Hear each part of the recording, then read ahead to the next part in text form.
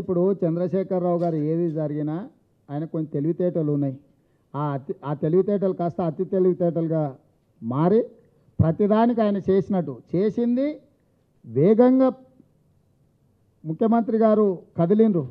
ఉప ముఖ్యమంత్రిని సీతారాం నాయకుని పంపించి అధికారి మీద ఒత్తిడి తీసుకొచ్చిండు.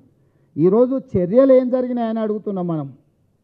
ఈ చర్యల సంగతి చెప్పకుండా ఆ పక్కన జరిగింది ఈ పక్కన ఇది జరిగింది అని అంటే పాకిస్తాన్లో ఉరి తీసిండ్రు. ఇట్లాంటి ముఖ్యమంత్రులను ఇట్లా వ్యవహరించిన వాళ్ళను ఉరి తీసిండ్రు.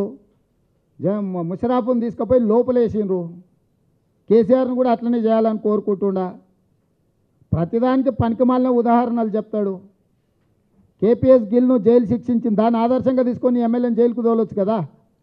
పంజాబ్లో ఒక ఐఏఎస్ అధికారిని ఇదే విధంగా వ్యవహరిస్తే ఐపీఎస్ అధికారిని శిక్షించిండ్రు. దాన్ని ఆదర్శంగా తీసుకోవచ్చు కదా.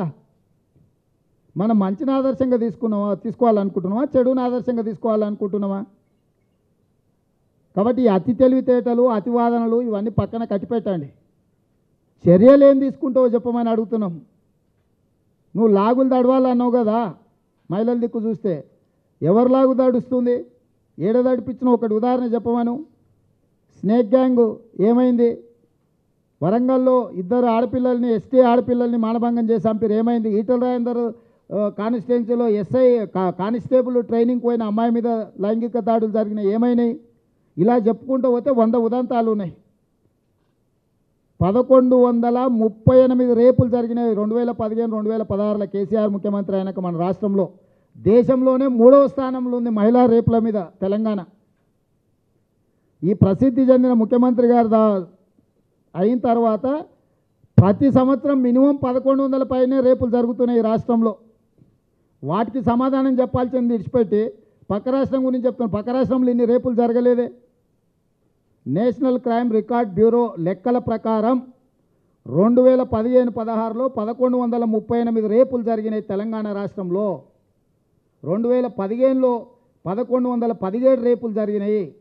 2014లో 893 రేపులు జరిగినాయి.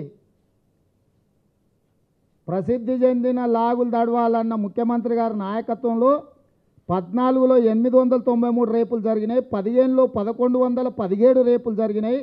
16లో 1138 రేపులు జరిగినాయి. దేశంలోనే 3వ స్థానంలో ఉంది తెలంగాణ రేపులలా.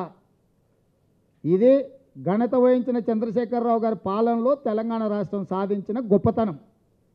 కాబట్టి ఇంకా పనికి మాలిన వాదనలు మానేసి చర్యలు చేపట్టాలని తెలుగుదేశం పార్టీ డిమాండ్ చేస్తుంది.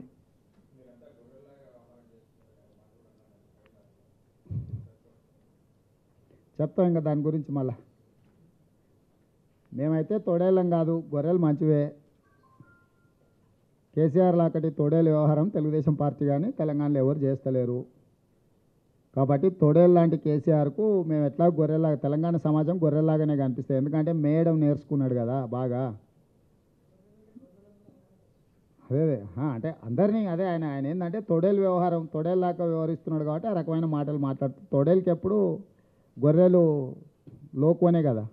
తెలంగాణ సమాజం అంటే కూడా కేసీఆర్కు లోకువగానే ఉన్నది. Thank you.